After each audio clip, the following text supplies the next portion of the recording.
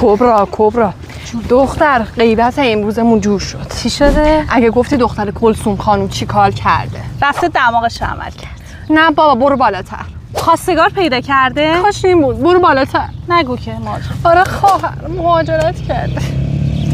یعنی خاک بر سر من و تو کنن که نشستیم اینجا سبزی پاک میکنیم و غیبت میکنیم، اون وقت دختر کلثوم خانم رفته خارج. آخه کاش فقط مهاجرت کرده باشه، خبر نداری کل لباساش، یعنی از تخت و لباسش هر چی داشته با خودش برده خارج.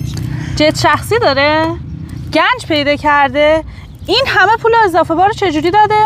بابا گنجش کجا بود؟ یه شرکت رو پیدا کرده به اسم آنیبار، اومده کل وسایلاشو بسته‌بندی کرده براش فرستاده خارج. عجب. ببین مردم چقدر زرنگ شدن، همین کارا رو میکنن موفق میشن دیگه. حالا ول کن، ما که موفق نشدیم. ریحونا و نعنا رو چرا قاطی کردی؟ آره همه رو ریخت تو تربا.